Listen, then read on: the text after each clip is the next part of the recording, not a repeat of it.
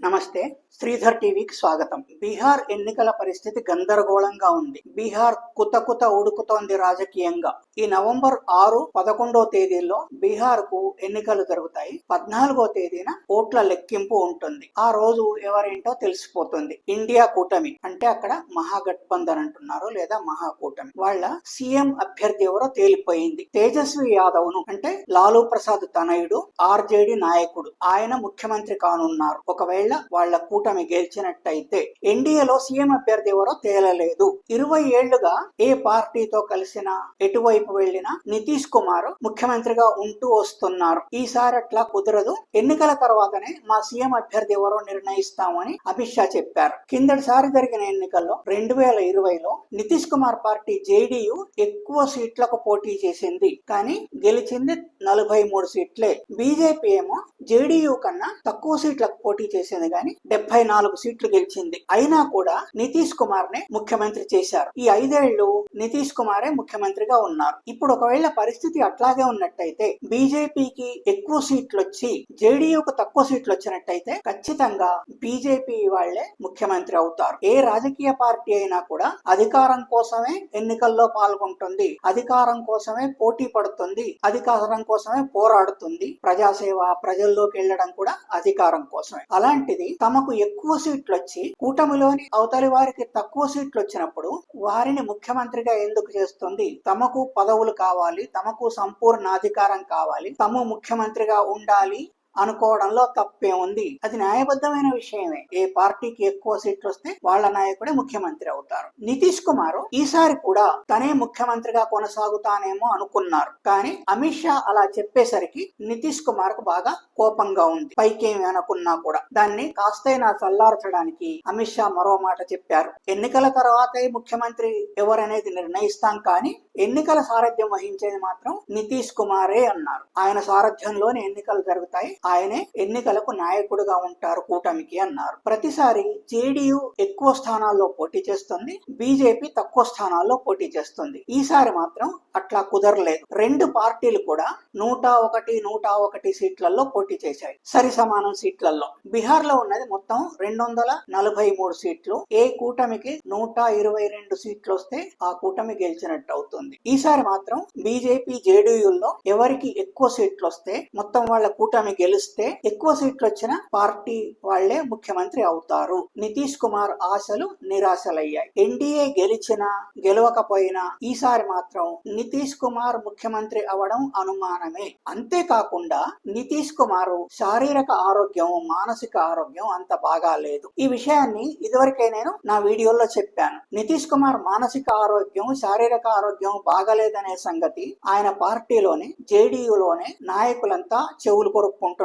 రేపెవరు అని కూడా మాట్లాడుతున్నారు. ఆ సంగతి బీజేపీకి కూడా తెలుసు. ఆయన ఆరోగ్య పరిస్థితి కూడా బీజేపీకి తెలుసు. జేడీయూలో 2 సీనియర్ నాయకులు ఒకవేళ నితీష్ కుమార్ ముఖ్యమంత్రి కానట్టయితే తమకు అవకాశం వస్తుందేమో అని సాటుమాటు ప్రయత్నాలు చేస్తున్నారట. అంతా బహిరంగ రహస్యమే. అట్లాగే ఆ 2 నాయకులు బీజేపీతో చాటుమాటు మంతనాలు జరుపుతున్నారు అని కూడా అనుకుంటున్నారు. అన్ని పార్టీల్లోనూ లుకలుకలు కనిపిస్తూనే ఉన్నాయి. మాకు సీట్లు ఇవ్వలేదని కొందరు, ఇచ్చిన సీట్లు సరైన సీట్లు ఇవ్వలేదని కొందరు, మేం గెలిచే సీట్లు మిత్రులకు ఇచ్చారని మరికొందరు అలకలు పూనుతున్నారు. అలకలు పూనుతారు, కొన్నిసార్లు తమ పార్టీలకు వ్యతిరేకంగా నిలబడడం చేస్తారు. అవన్నీ జరుగుతాయి. ప్రతిసారి మనం ఎన్నికలప్పుడు చూస్తున్నది. తర్వాత కొంతకాలానికి సర్దుకుంటాయి, లేదా ఎన్నికలు అయిపోయినాక సర్దుకుంటాయి. ఎన్నికల్లో జరిగే వింతలు, విచిత్రాలు చాలా ఉంటాయి. అలాంటి వాటన్నిటిపైన బీహార్ నేపథ్యంలో మరో వీడియో చేస్తాను. ఇక అటువైపు ఇండియా కూటమి చూసినట్టయితే అదే సవ్యంగా ఉందా అంటే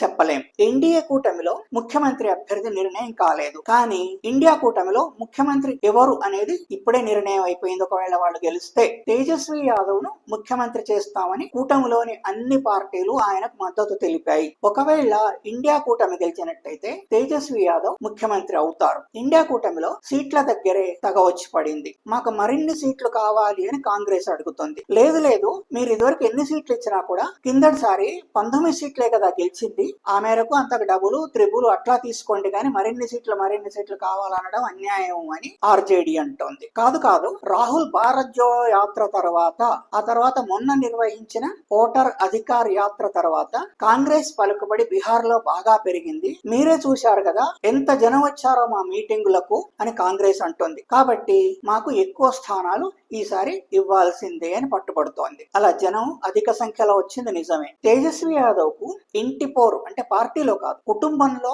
చాలా వ్యతిరేకత ఉంది. ఆయన సోదరుడు తేజ్ ప్రతాప్ సొంతగా పార్టీ పెట్టి అన్ని చోట్ల పోటీకి పెడుతున్నారు. అట్లాగే అక్కజెల్లెళ్ళు కూడా రోహిణి ఆచార్య, మిసా భారతి. కుటుంబానికి కాకుండా తేజస్వి యాదవ్ బయటి వాళ్లకు ప్రాముఖ్యత ఇస్తున్నారు అని బహిరంగంగానే సోదరుణ్ణి విమర్శిస్తున్నారు. పార్టీలోను, కూటమిలోను, ఇంట్లోనూ ఆయన సమస్యలను ఎదుర్కొంటున్నారు. అవతలేమో ఎన్డీఏతో పోరాడాలి. కాంగ్రెస్ సమస్యలు కాంగ్రెస్ కున్నాయి. పోటీ చేసే వాళ్ళు పోటీ చేస్తారు, అలిగిన వాళ్ళు అలుగుతారు, బుజ్జగించే వాళ్ళను బుజ్జగిస్తారు, ఆ తర్వాత ఎన్నికల్లోకి వెళ్ళిపోతారు. అప్పటి వరకు వాతావరణం చల్లబడి ఎన్నికల వాతావరణం రాజుకుంటుంది. ఇక ఎన్నికల్లో ఇతర అంశాల్లోకి వెళ్తే అసలు బీహార్ లో స్పెషల్ ఇంటెన్సివ్ రివిజన్ పేరున చేసిన ఓటర్ల లిస్టు తయారీయే పెద్ద గందరగోళం. మనసులో ఏదో అభిప్రాయం పెట్టుకొని స్పెషల్ రివిజన్ చేసినట్టుగా అనిపించడం ఏంటి, ప్రతి వాళ్ళు అదే మాట అంటున్నారు. ఎన్జిఓలు కానీ, విపక్షాలు కానీ, యోగేంద్ర యాదవ్ లాంటి వాళ్ళు కానీ అదే పదే చెప్తున్నారు. చాలా మంది వలస వెళ్లిన చోటే స్థిరపడిపోయారని, వాళ్ళు బీహార్ లో లేరని,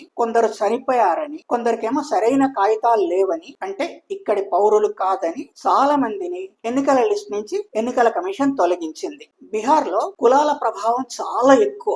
ఈ గెలుపోటములన్నీ కూడా కులాల సమీకరణలతోనే నిర్ణయం అయిపోతాయి. అలాంటిది ఏ కులాన్ని మతాన్ని పట్టించుకోకుండా ఓట్లేసేది మహిళలు మాత్రమే. మహిళలు అక్కడ పెద్ద సంఖ్యలో ఓట్లేస్తారు. ఈసారి విచిత్రంగా స్పెషల్ ఇంటెన్సివ్ రివిజన్ లో చాలా మంది మహిళలను తొలగించారు. తొలగించిన మగ ఓటర్ల కన్నా దాదాపు 2 రెట్లు మహిళా ఓటర్లను తొలగించారు. ఎందుకు తొలగించారో అర్థం కాదు. మగ ఓటర్లలో 3.8% మందిని తొలగిస్తే మహిళా ఓటర్లలో 6.28% మందిని తొలగించారు. మగవారి కన్నా 7 లక్షల మంది అధికం. దానికి ఏవేవో కుంటి సాకులన్నీ చెప్పింది ఎన్నికల కమిషన్. కానీ ఆ సాకులకన్నీ ఎన్నికల కమిషనే కారణం అవుతుంది. మహిళలకు ఎస్ఐఆర్ గురించి పెద్దగా అవగాహన కలగలేదు అన్నారు. కలిగించాల్సిన బాధ్యత ఎవరిది? ఇదివరకు ఓటర్ ఐడి కార్డులు ఉన్నవాళ్లే కదా, అప్పుడెట్లా అవగాహన కలిగింది, ఇప్పుడెందుకు కలగలేదు? సరైన కాగితాలు లేవన్నారు. ఏ కాగితాలైతే వాళ్ళ దగ్గర ఉన్నాయో ఆ కాగితాల ఆధారంగా ఓటర్ కార్డులు ఇవ్వచ్చు కదా, ఓటర్ల లిస్ట్ లో చేర్చుకోవచ్చు కదా. వారి భర్తలను, తండ్రులను, తమ్ముళ్లను, అన్నలను చేర్చుకొని మహిళలను మాత్రం కాదు పొమ్మంటే ఎట్లా? ఎన్ని సాకులు చెప్పినా కూడా అవన్నీ తర్కానికి నిలిచేవేనా? వాటన్నిటికీ కారణం ఎన్నికల కమిషనే అవుతుంది. అదే బాధ్యత వహించాల్సి ఉంటుంది. మహిళా ఓటర్లను దృష్టిలో పెట్టుకుని బాదరాగా ఎన్నికల కన్నా కొన్ని రోజుల ముందే ఎన్డీఏ ప్రభుత్వం ప్రతి మహిళకు 10,000 రూపాయల చొప్పున వాళ్ల ఖాతాలలో వేసింది ఓట్ల కోసం. బీహార్ లో ఇండియా కూటమి నాయకుల మీటింగులకు, రాహుల్ గాంధీ మీటింగులకు, తేజస్వి యాదవ్ మీటింగులకు ఇసుక వేస్తే రాలనంత జనం వస్తున్నారు. దాంట్లో ఎక్కువ మంది యువత.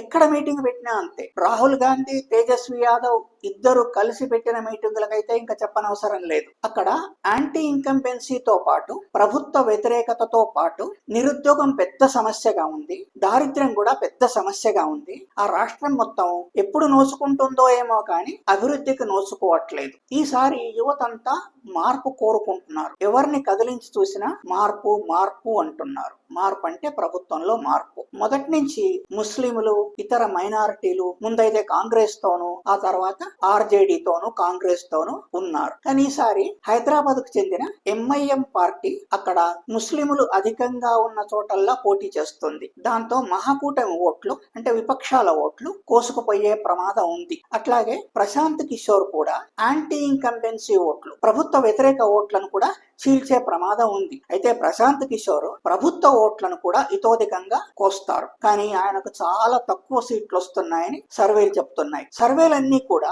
టగ్ ఆఫ్ వార్ ఉంది బీహార్ లో అని చెప్తున్నాయి. 2 కూటములకు, ఎన్డీఏకు, ఇండియా కూటమికి పోటాపోటీగా ఉంది. సీట్లు కూడా అట్లాగే వస్తాయి. ఎవరు గెలిచినా చాలా తక్కువ మార్జిన్ తో ప్రభుత్వంలోకి వస్తారు అని సర్వేలు చెప్తున్నాయి. మనం ఎవరు గెలుస్తారు, ఎవరు ఓడిపోతారు, ఆ ప్యాటర్న్ ఎట్లా ఉంటుంది, అక్కడ ఓటర్ల పరిస్థితి ఏమిటి, ఓటర్లు ఎటువైపు ఉన్నారు, ఇలాంటి అనేక విషయాలు ఎన్ని కోణాల్లోంచి చర్చించినా కూడా గెలుపోటములను నిర్ణయించేది SIR, స్పెషల్ ఇంటెన్సివ్ రివిజన్ లేదా ఎన్నికల కమిషన్. ఈ వీడియో సాంతం చూసినందుకు ధన్యవాదాలు.